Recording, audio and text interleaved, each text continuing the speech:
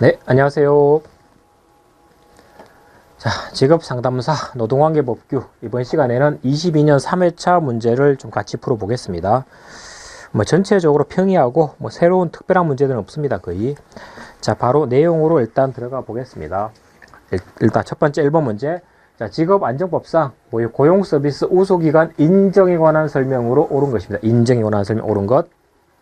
자, 하나씩 보시면은, 자, 노동부 장관은 고용서비스 우수기관 인정 업무를 당연히 직접 할 게 아니고 고용정보원에다가 위탁해서 할 수 있겠죠. 실제 그렇게 할 수밖에 없습니다. 장관이 모든 노동 문제에 대해서 이런 것까지 인정도 내가 해주겠다? 말이 안 되겠죠, 이거는. 작은 중소기업도 아니고. 그래서 위탁할 수 있다, 당연히. 자, 다음에 두 번째. 자, 노동부 장관은 고용서비스 우수기관 인정받은 자가 정당한 이유가 없이 6개월이 아니고 1년입니다, 1년. 자, 1년 동안 계속 사업 실적이 없으면 그때 인정을 취소할 수 있는 겁니다. 1년 동안 일 안 했으니까. 자, 다음에 세 번째. 자, 고용 서비스 우수기관 인정을 받게 되면 적어도 인정일로부터 1년이 아니고 3년 동안은 인정 유효하게 되는 겁니다. 이것도. 그럼 마지막. 자, 고용 서비스 우수기관으로 인정을 받은 자가 유효기간이 지나기 전에 다시 인정을 받고 싶어. 재갱신하는 거죠. 그러면은 유효기간 한 달이 아니고 2달 전입니다. 60일 전까지 신청하도록 하고 있습니다. 기본적인 내용입니다. 기본적인 내용. 인정에 관한 숫자들만 좀 간단하게 체크해 두시면 되겠습니다. 자, 다음에 82번 퇴직연금제도. 자, 틀린 건데 퇴직연금은 기본적으로 여기 있는 것처럼 확정급여, 확정기여 요 두 가지만 좀 구별하시면 됩니다. 자, 하나씩 보시면은 확정급여형 연금제도의 급여의 종류는 연금 일시금으로 하며 그다음에 연금은 55세 이상으로서 가입기간이 적어도 10년 넘어가야지 지급하는 겁니다. 가장 기본이니까 맞는 얘기고. 자, 두 번째, 이번에는 확정기여형 연금제도를 설정한 사용자는 가입자의 연간 임금 총액의 연간이니까 24가 아니고 10이겠죠.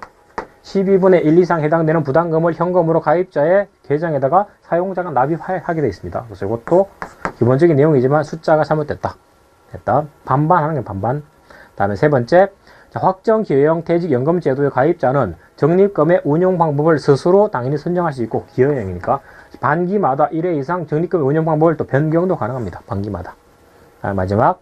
자, 기여형 연금제도에 가입한 근로자는 필요하면은 그 돈을 미리 받을 수 있죠. 보시면 주택구에 있던 대통령령으로 정하는 사유, 내 이름으로 집을 산다 이런 것들 전세 구한다. 이때는 적립금을 중도 인출할 수 있습니다. 이게 일종의 퇴직금 중간 정산하고 같은 맥락이죠. 자, 그래서 답은 24가 아니고 12분의 1. 그래서 2번이 되겠습니다. 2번. 자, 다음에 83번. 임금 지급의 4대 원칙에 대한 거. 자, 근로기준법 43조에 대한 내용이죠. 자, 보시면, 자, 임금 지급의 4대 원칙인데, 우리 법 43조에 따르면은, 자, 임금은 요 4가지 원칙에 따라 지급해라. 뭐 4가지가 나오죠. 그래서 전통적으로 정직이 중요한 거죠. 그래서 전통 정직입니다. 전통 정직. 첫 번째, 임금이 발생하면은 반드시 전액 다 주라. 일부 빼지 말고 나중에. 그다음에 두 번째는 반드시 현금, 통화로 줘라. 통화 지급의 원칙. 다음에 한 달에 한 번 이상 줘라. 이게 정기 지급의 원칙. 마지막은 근로자한테 직접 줘라. 이게 직접 지급 원칙. 이 4가지입니다. 그래서 통화로 줘라. 통화불 원칙. 그다음에 자, 정액불 원칙 이런 건 없지. 그래서 정기적으로 줘라. 직접적으로 줘라. 그래서 정액불이 아니고 요거 있는 것처럼 전액 통화니까 전액불이 전액불. 그래서 답은 2번. 임금을 주는데 정액으로 딱 줘라. 이건 없지. 그래서 건물 더하게 되면 더 주는 거고 성과가 있으면 성과도 줄 수 있는 거지. 정액불을 법에다가 박아 놓을 필요가 없죠. 이거는. 자, 다음에 84번. 고용정책 관련해서 고용을 촉진하기 위한 고용정책 기본법입니다. 기본적으로 고용정책이라는 것은 고용을 좀 더 촉진하기 위해서 만드는 겁니다. 촉진하기 위해서. 자, 그렇기 때문에 명시되고 있는 국가의 고용정책의 기본 원칙, 촉진을 위한 기본 원리입니다. 원리. 당연히 첫 번째, 구직자의 자발적인 노력은 당연히 도와주면서 플러스 모자라는 부분을 채워주는 겁니다. 그리고 근로자들의 권리를 당연히 확보해 줘야 되는 거고, 그리고 사업주에 대해서도 자율적인 존중을 해주고 모자라면 알파고 되는 겁니다. 그렇죠? 다 촉진을 위한 거니까 기본적으로. 그런데 실업 예방, 그렇죠? 이거는 촉진이 아니고 그 이후 문제지 이거는.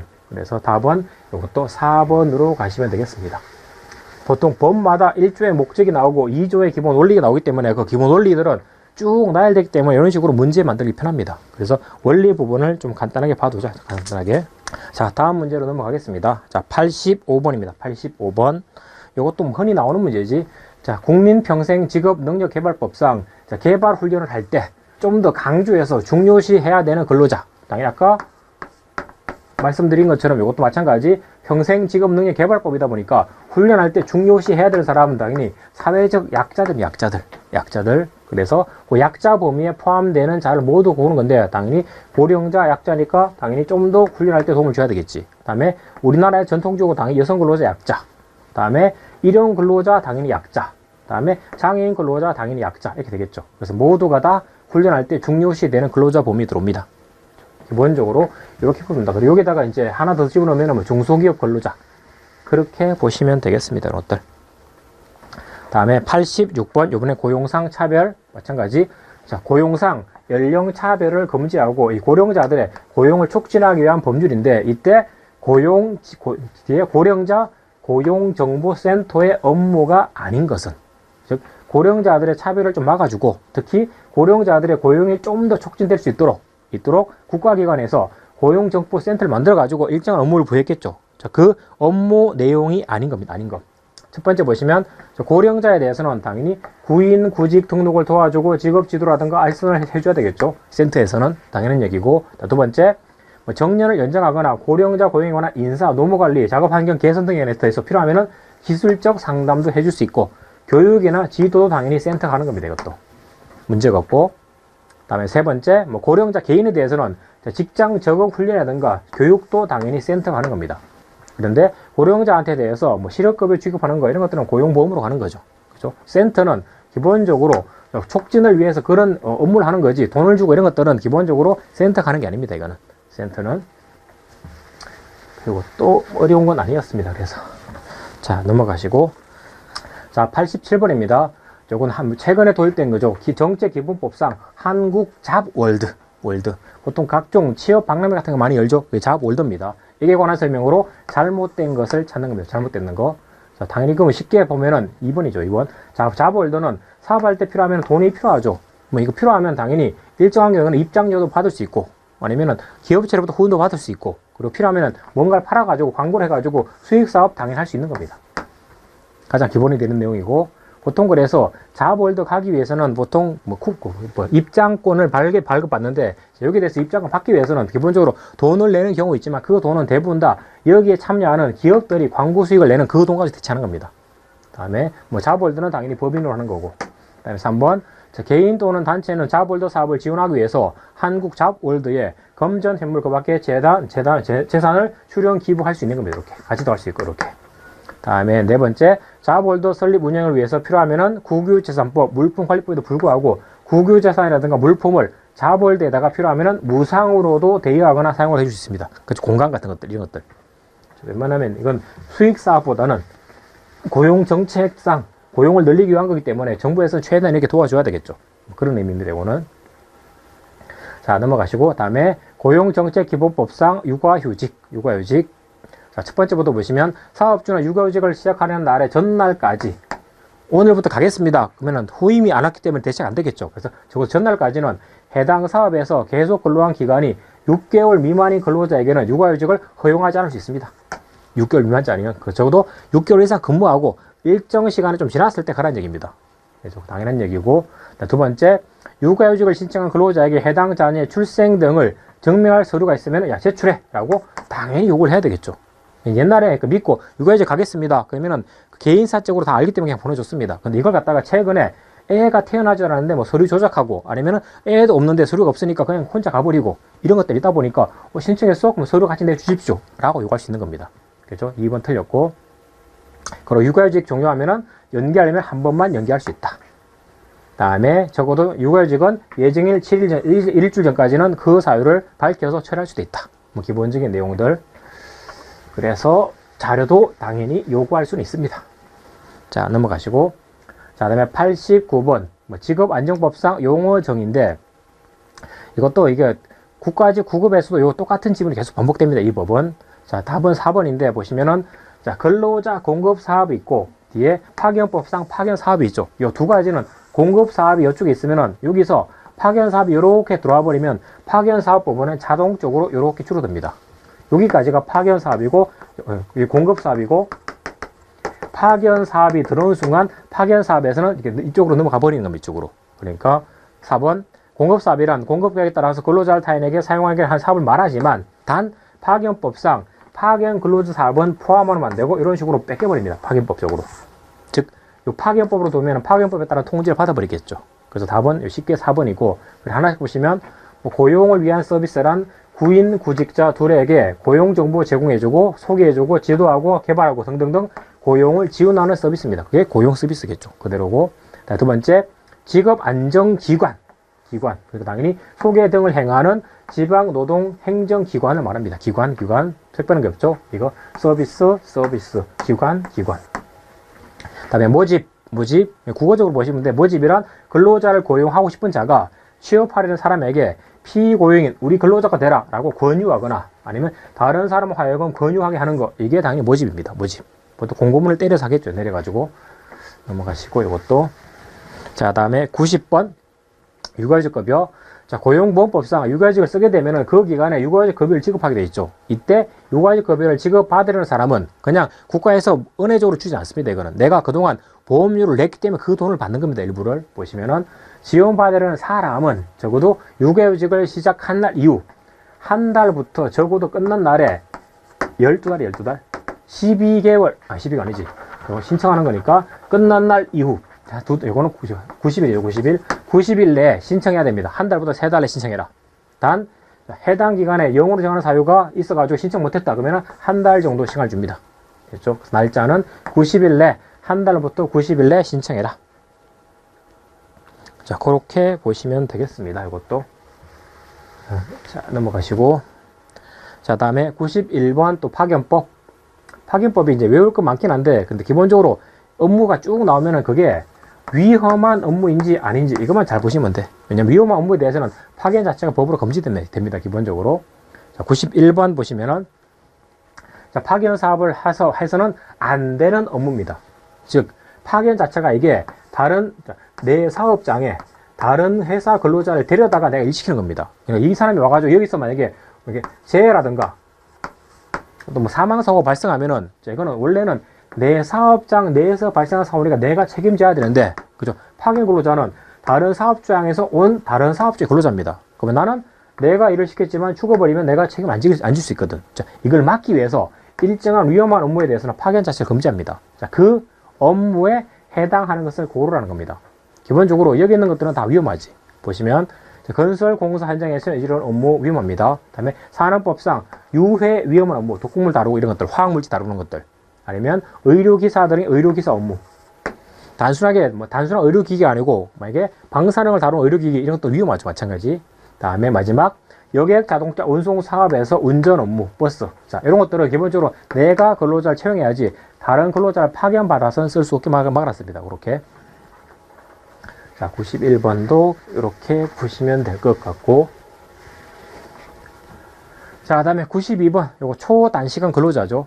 자, 4주 동안을 근로시간을 평균해 보니까 한 주 동안의 근로시간이, 그래서 소정 근로시간이 15시간이 안 돼. 그러면은 기본적으로 4주 동안 근로를 했는데 요 한 주 근로시간이 15시간이 채 안 되는 겁니다. 그러면은 주 5일로 계산해 보면은 하루당 5, 35니까 하루당 3시간 미만으로 근무한 거죠. 이건 그냥 단시간 아니고 이거는 초단시간 근로자입니다. 초단시간. 그러니까 근로자는 맞지만 하루 3시간 정도 근로하는 근로자에 대해서 모든 근기법상 혜택을 주기에는 너무 과하죠. 그래서 우리 법자들은 이런 초단시간 근로자에 대해서는 여기 됐죠. 초단시간이니까 이렇게 했죠. 이거는. 그래서 초단시간이니까 보통 편의점에서 알바하는 경우 막 반나절 또는 뭐 오전만 그런 것들이 보통 3시간 미만이 될 수 있겠죠. 그래서 편의점에 근무하는 이렇게 하시면 돼요. 이거는 연주가 더 이상 이제 일 안 하고 퇴사했다. 그래서 요 4가지야. 연주, 퇴사. 요 4가지는 초단시간 근로자한테 해주지 않습니다. 자, 첫 번째는 연차 유급휴가까지 주는 건 너무 과합니다. 안 줘. 그 다음에 일주일에 한 번 돈 받고 쉬는 유급주일도 없어. 55주에 따른 거. 다음에 우리 법에 따르면은 퇴직금도 안 줍니다. 다음에 기단법에 따르면 사용기간. 자, 기간제 단시간 근로자는 사용기간을 2년으로 제한했죠. 이 제한도 없어. 계속 쓸 수 있는 겁니다. 자, 그래서 자, 적용되는 것인데 첫 번째 연차 휴가 다음에 주휴일 다음에 퇴직금의 다음에 휴게 시간은 요거는 중간에 휴게 시간이 있으면은 요 휴게 시간만 밥 먹는 시간, 화장 시간 이걸 줘야 되겠죠. 기본적으로. 그러니까 적용 안 되는 것들은 기본적으로 2번이 되겠습니다. 그래서 사용기간 요 기단법상 사용기간 2년 제한 요거에 빠지는 겁니다. 요게. 물론 이론상 휴게 시간도 적용이 안 될 수는 있어. 이론상으로 조문은 없지만. 왜냐면 휴게 시간에 대해서는 우리 건기법에는 4시간 이상 근무하면은 30분 이상 휴게 시간 줘라. 8시간 이상 근무하면은 1시간 이상 줘라. 이렇게 돼 있죠. 그래서 따지면은 하루 3시간 내면은 이렇게 될 수 있을 것 같긴 한데, 근데 그 하루 3시간에서 매개 일주일 근무할 때 15시간을 3333 이렇게 하면은 4시간 안 되죠. 근데 만약에 오늘 4시간 근무하고 내일 2시간 근무하고 이렇게 하면 요때는 줘야 되는 겁니다. 그죠? 뭐 이 정도까지 할 필요 없긴 한데 어쨌든 연주 퇴사만 제외된다. 92번. 자, 다음에 93번. 채용 절차 공정화에 관한 공정화 법률. 자, 잘못된 겁니다. 채용 절차 공정화. 자, 첫 번째 보시면 노동부 장관은 보시면 입증 자료라든가 표준 양식을 정한 다음에 구인자에게 그 사용을 권장할 수 있고, 그 사용을 뒤에 권장할 수 있다. 그죠? 입증 자료 요거는 권장할 수 있는데, 표준 양식 이거는 채용 서류의 종류에 들어가는 겁니다. 그러니까 노동부 장관이 권장할 수 있는 그 내용이 들어오는 게 아닙니다. 이게 됐죠? 그래서 이거 잘못됐고, 일단 다음에 원칙적으로 상시 30명 이상의 근로자를 사용하는 사업장의 절차에 적용하는 게 원칙이고, 기본적으로 너무 소기업에 대해서는 적용 안 하는 겁니다. 다음에 세 번째, 채용 서류라는 쪽 있는 것처럼 기초 심사가 되는 자료, 입증 자료, 심청 자료 이것들을 갖다가 채용 서류, 기본적으로. 다음에 네 번째, 심청 심사 자료 여기 있는 거죠. 예를 들어서 내가 박사 학위를 받아서 뭘 했습니다 라고 하면은 심청 심사 자료, 작품집이라든가 연구 실적물 이런 것들을 실력 알아볼 수 있는 물건의 자료, 이게 심청 심사 자료. 보통 2조에 있는 개념을 물어본 겁니다. 기본적으로. 자, 넘어가시고, 이것도 전통적으로 너무 많이 왔던 거죠. 훈련의 종류. 자, 넘어가서 보시면, 자, 평생 직업 능력 개발 법령상, 자, 직업 능력 개발 훈련의 목적에 따른 구분되어지는 훈련이 아닌 것은, 이 훈련을 왜 하느냐, 목적에 따른 거. 크게 세 가지가 있죠. 첫 번째, 직무 자체 향상시키는 향상훈련. 다음에 좀 더 내용 높이기 위한 양성훈련. 그리고 다른 데 보낼 수 있게 전직훈련. 이런 것들이 목적에 따라서 바뀌는 것들이죠. 됐죠? 그래서 혼합훈련. 요거는 방법에 따른 거예요. 방법에 따라서. 이것저것 섞을 거 말 거냐, 섞어서 할 수 있다. 이게 방법에 따른 분류가 혼합훈련이죠. 그래서 목적에 따른 것은 기본적으로 양성을 원칙으로 하고 향상, 전직. 요 세 가지입니다. 양성하고 좀 더 향상시키고 다른 데 갈 수 있고. 요 세 가지. 요게 목적에 따른 훈련 내용입니다. 94번. 자, 다음에 95번. 자, 고용차별 관련해서 고용 직종의 고령자와 준고령자를 우선적으로 고용하여야 할 의무가 있는 주체가 아닌 것인데, 기본적으로 고용차별 관련해서는 국가, 지자체, 공공기관은 당연한 거고, 그리고 마지막에 나오는 거 민간기업, 이건 아닙니다. 의무가 아니고 있다는 게 그냥 300이 넘어가면은 권고하는 수준이죠. 권고하는 수준. 그래서 의무가 있는 주체는 기본적으로 국가의 비용이 들어가는 사업체들, 국가, 지자체, 공공기관, 여기만 말한 겁니다. 여기만 의무가 부과되어 있다. 그럴 거 없고, 이것도. 자, 다음에 96번. 자, 96번으로 가겠습니다. 고용보호법. 자, 고용보호법상 뭔가 잘못되면은 심사해줘라고, 재심사해줘라고 청구할 수 있겠죠. 이때 심사나 재심사에 그 대상이 되는 것은 당연히 잘못된 부분, 이게 나오죠. 직업개발 사업에 관한 처분. 자, 능력개발 사업, 잘못되면은 심사나 재심사를 청구할 수도 되어 있습니다. 그냥 조문 하나 그대로 반복입니다. 그대로 반복. 이것도 어려운 건 아니니까 그 정도 해두시고. 자, 다음에 넘어가서 97번. 자, 보시면은, 자, 직업안정법상 유료 직업 소개 사업을 하는 자가 자, 사업소별로 고용해야 되는 상담원의 자격. 그 상담원을 한 명 이상 둬야 되는데 그 상담원의 자격이 뭐냐? 이 문제입니다. 자, 첫 번째는 상담원이니까 상담사 1급이나 2급 자격증이 있으면 되겠죠, 당연히. 그리고 사회복지사업법에 따른 복지사도 당연히 가능합니다, 이것도. 그리고 노무사법에 따른 노무사도 당연히 가능해. 뭐 변호사도 할 수 있겠지만, 다음에 밑에 3번 고등교육법에 따른 교원으로서 교원 경력이 1년까지 안 됩니다. 적어도 2년 넘어가야지 돼, 2년. 자, 2년 이상의 사람에 대해서 자격을 인정하고 있습니다. 숫자니까 단순하게 숫자만 조금 체크하면 되는 문제였습니다, 이것도.